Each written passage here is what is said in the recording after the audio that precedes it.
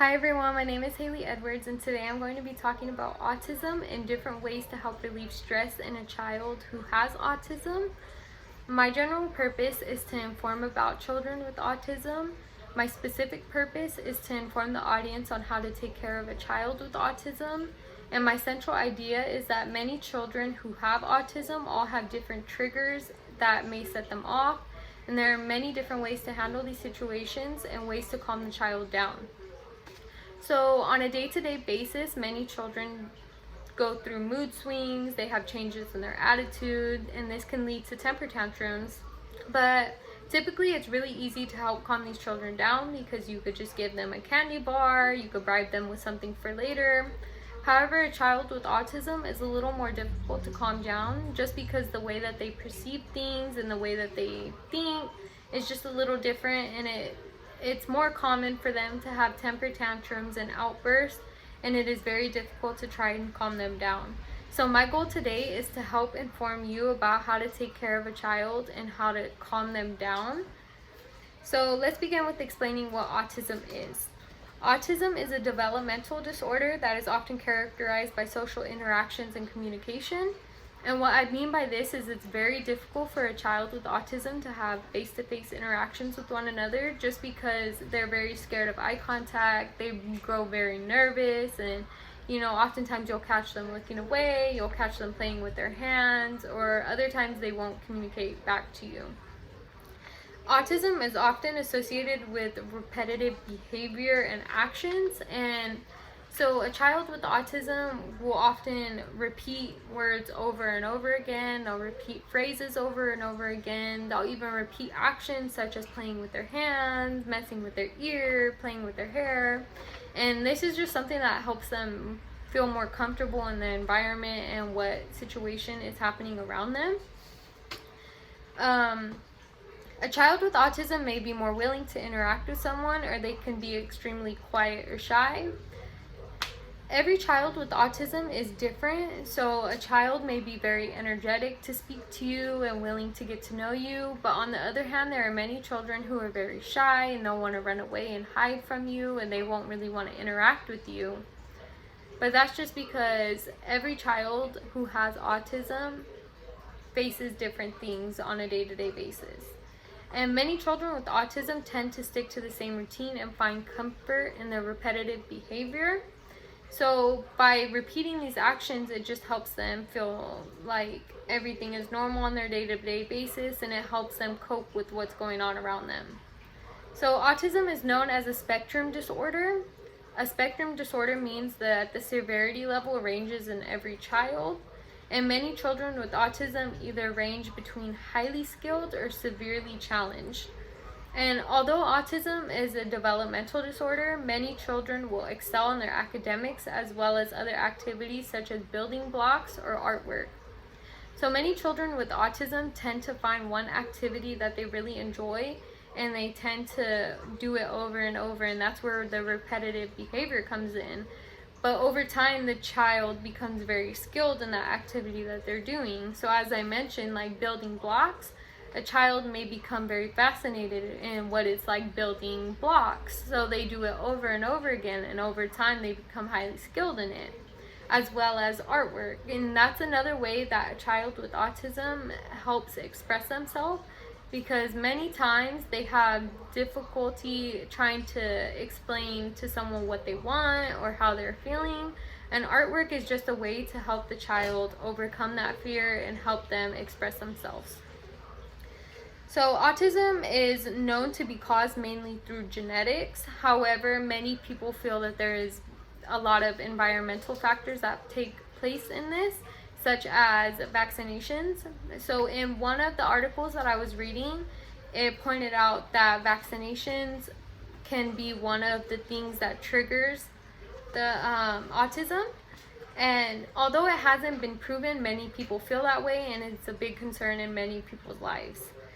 And autism has no known cause, so even though genetics obviously plays a big role in it, it's not really known what causes it in your genetics, if it's from, a birth defect or anything like that.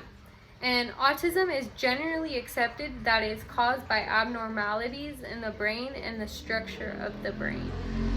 Now that we know what autism is, let's move on to what triggers autism. So many children with autism will often have common triggers, yet each child is different and may react differently. So sensory sensitivities are one of the most common triggers to an outbreak. So such as flashing lights, loud noises, it may scare the child and they may turn to fear and they may try to run and hide, or they may lash out and start screaming and crying. So a child with autism may become afraid of a flashing light or a bright light, leading them to panic. And then another trigger amongst children with autism is trouble communicating their wants and needs, as well as trouble understanding the situation. So when a child is not able to express themselves, it may lead to an outburst or rage or even sadness.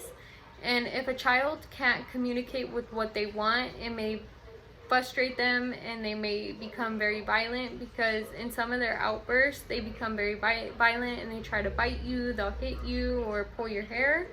So sometimes you have to be very careful with the flashing lights and the loud noises, or if you're not able to understand what they're trying to communicate to you. So if a child does not understand the situation that is occurring, it might cause them fear, and oftentimes these children will shut down or may want to run and hide. So changes in the routine and unfamiliar faces may be one of the most common triggers a child with autism may have. So when a child with autism has a change in routine, they may get angry and become violent. I've noticed many times that a child with autism may become very frustrated because they're not getting their way in the routine that they want, and they slam themselves on the floors and they want to start crying, and it's very hard to get them out of that state. So oftentimes children with autism deal with their emotions by becoming violent with someone. So as I mentioned before, many children will try to pull your hair, they'll try to bite you, they'll hit you, just because they're not familiar on what's going on because of the changes in their routine. And if a child with autism is unfamiliar with you, they may not want to interact with you or run or hide from you. And that's just how it is, because the child is afraid of you. So now that we have talked about what triggers are, and we can discuss what we can do to help calm the child down. So there are many different ideas and ways that can be used to help relieve some of the emotions the child is feeling, and ways to help calm them down. Many people believe that if a child is having an outburst in a store or in a public area, the best thing to do is remove them from the situation. As I mentioned before, one of the triggers may be large crowds or unfamiliar faces. So if you're out in public and the child begins to have a temper tantrum, the best thing to do is remove them from that situation and try to help calm them down. And then also removing the child from the crowd will help take away the stress that they're feeling, and it will prevent them from running away and trying to harm themselves or someone around them. And another way that you could help try to calm a child down is talk to the child calmly and remind them of the activities that they enjoy. The calm voice can help bring the child comfort and relieve any stress, because they feel safe with the sound of your voice. Also, by reminding the child of an activity that they enjoy can help bring happiness and help them realize that they are okay. So as I mentioned before, the children with autism oftentimes will find an activity that they love to do. So by reminding them of that, it will help calm them down and relieve some of that stress that they're feeling.